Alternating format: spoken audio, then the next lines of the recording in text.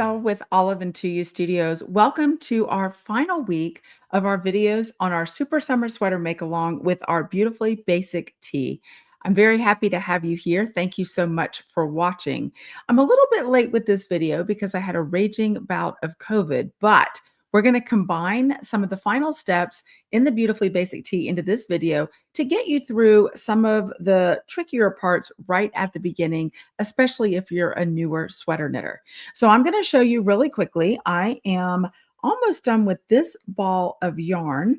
This is my Amber Solstice colorway that I've been working on, getting ready to start my third ball of yarn for my beautifully basic tee. And as I've mentioned before, this will be either my 6th or 7th pattern that sixth or seventh sweater that I've done with the beautifully basic tee pattern. I have in the past loved this pattern. I probably won't be knitting any more of these, but it's a great basic in your wardrobe to wear with a lot of different things. You can dress it up, you can dress it down. It is incredibly versatile. So here's my tee. Obviously, it's not been blocked. I've got a little bit of a roll happening up here on the neckline because this is still the rough stage where I'm getting it all knit up. I love this colorway so much. You can find Amber Solstice over in our shop at www.oliveand2u.com, and you can always do a special order for a sweater quantity if you need to do that. All right, so this is a top-down sweater, and I did get started on it at the neckline, as you do in a typical top-down sweater. Started rolling along, doing my raglan increases, and I didn't have any trouble with those. And then I carried on to separating for the sleeves. Now, this is one of the areas that I really want to talk about a little bit today, separating for the sleeves. A lot of people get really anxious about this because it seems a little bit tricky, but all you're doing is taking some of the stitches that you have increased to during your raglan increases, and you're simply putting those on hold, so to speak, because, excuse me, those are going to become the stitches that you pick up to make your sleeve on the garment. But we're going to continue knitting the sweater in the round. And so we need to kind of, put these in timeout for a little bit. They haven't been naughty, but we just need to put them in timeout so that we're able to hold on to those until the end when we actually complete the sleeves. Now, people do different things in order to do that, in order to put them on hold. I happen to love these leather stitch holders from Coco Knits, these leather cords. These come in a really nice kit with a couple of needles that actually screw right into the leather. It's amazing how it happens, but they hold really firmly. And then you have the needle that you're able to just slide along the stitches on your knitting needle to pick up the recommended number of stitches to put on hold. So you slide it through, you slide the leather through, and then you just tie it off, and that holds them securely until you're ready to come back and undo that knot and pick up those stitches to continue on your sleeve stitches. Now, others like to use simply a contrasting piece of yarn. So you can use maybe, I might use a piece of yarn in this color because it's a nice contrast with this, or maybe this color because it contrasts easily and you can see it. I'm going to tell you just some of the things that I like about using this leather. It is stickier to some degree than yarn, but not than yarn, stickier than some other things you could use like silicone, but it is smooth enough that it's easy to run the needle through your stitches to gather them up and put them on hold. You can also put a little bit of beeswax on this if you like to make it a little bit slicker, but I like that it's not too slick and it's not too sticky.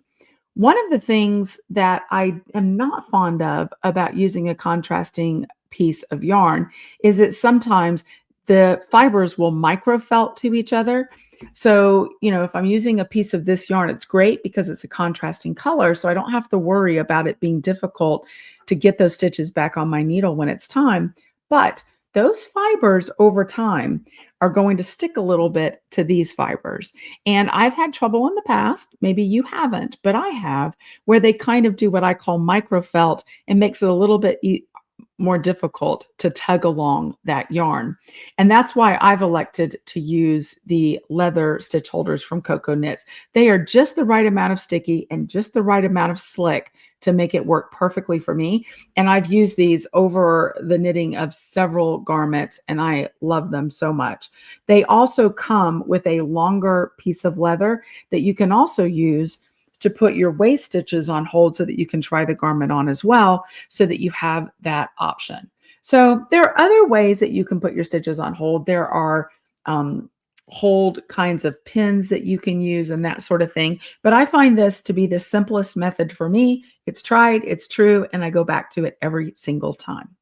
Now, your directions in the pattern are going to have you put a particular number of stitches on hold, and then it's going to have you do a cable cast on of, in my case, for my size, it was 2 stitches, and then I placed a marker, and then I cable cast on another 2 stitches. And that is a super simple little process. All you do to cable cast on, and again, this is not meant to be a tutorial at all. But I basically just loop the yarn around my hands and run it through, and you end up with this little small cast on. It's not particularly secure, but it's secure enough until you come around the next time when you do pick up your stitches and continue on with those sleeve stitches. It's simple. You can find a lot of videos right here on YouTube that can walk you through that process, but trust the process. The pattern is going to tell you to put on hold a certain number of stitches. So you're just going to pick all those up, as I mentioned, and put those on some type of a holder, whether it's yarn or the leather holder or silicone or whatever you prefer. And then you're going to cable cast on the certain number of stitches that the pattern recommends, place your marker, then do the other number that the pattern recommends, and then you're going to tie it all up. And here we go. So let me see if I can find that to show you what that looks like here. Yep. So my stitches are securely on hold and ready for me to pick up. So I'm looking forward to getting to that point. But right now, I'm just knitting all around in the round down here for the desired length, which I think in my case is maybe 15 inches from the bottom of the armhole. I'm having a hard time talking today. So I'm just going to continue knitting in the round. This makes great social knitting, which is one of the reasons that I love this pattern so much, because I typically will cast on when I've got some quiet time, get my ribbing done. The raglan increases are pretty simple to do. They're also good social knitting. You just need to keep track of the rows. And then there's just so much social knitting and knitting around and around and around in that easy, super simple stockinette. When I get to the bottom, then I will refer back to the pattern and do the recommended amount of ribbing at the bottom hem, bind it off, and then it'll be time to pick up these stitches. And when it's time to pick up the stitches, let me get myself situated here again.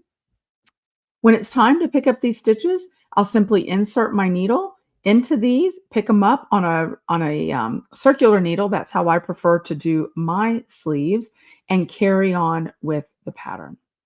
So it's a pretty simple process. Now, I'll tell you one of the things that I've encountered, and I waited to do it until I was able to be with you here on video, is I've got these strings, right? So these are the strings from where I have had to chain balls of yarn and do that sort of thing. And everybody kind of does that differently, how they change their yarn. Some people do a Russian join. Some people simply lay it over and carry on. Whatever your preferred method is, you're still going to end up, with some bits of yarn. Now, what I have found makes the most sense to do, and as I mentioned, I've delayed doing this until I was with you here on the video, is that I like to go ahead and weave these ends in. It just makes for a smoother, cleaner knitting process. So these are not constantly hanging down and getting in my way as they are right now.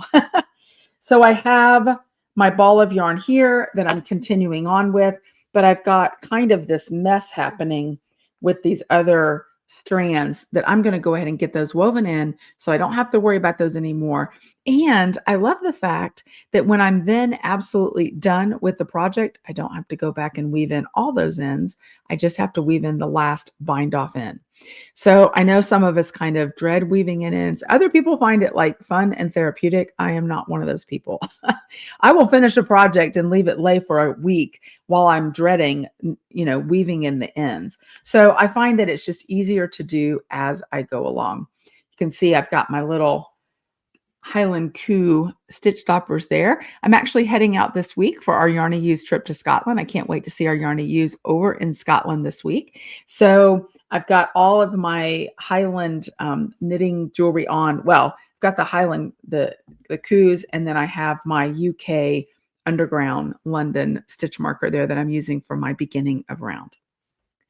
So the Beautifully Basic Tee is not a difficult project, but it can be a little intimidating if it's your first sweater type garment. If you have any questions about the pattern, obviously you want to email Melissa Kemmerer, who is the pattern designer. She's done a great job with this pattern, and we appreciate that she's done that. It's a great pattern. If you're not yet to your sleeve separation, carry on. Keep doing your raglan increases, and you'll get there. Just make sure you're keeping track of count of the rows. And you'll be all set then to separate your sleeves, carry on in the round, and then go back and pick up your sleeve stitches. It's a fairly straightforward pattern, and I can't wait to see all the beautifully basic tees that are at the end of the Super Summer Sweater Make-Along. My name is Michelle, and I'm with Olive and 2U Studios. I invite you to check out our channel here. If you've not yet done so, please do subscribe, give us a thumbs up, and let us know that you appreciate what we do, because we sure do appreciate you. All right. Thanks so much, and I'll see you in the Yarny Use. Take care. Bye-bye.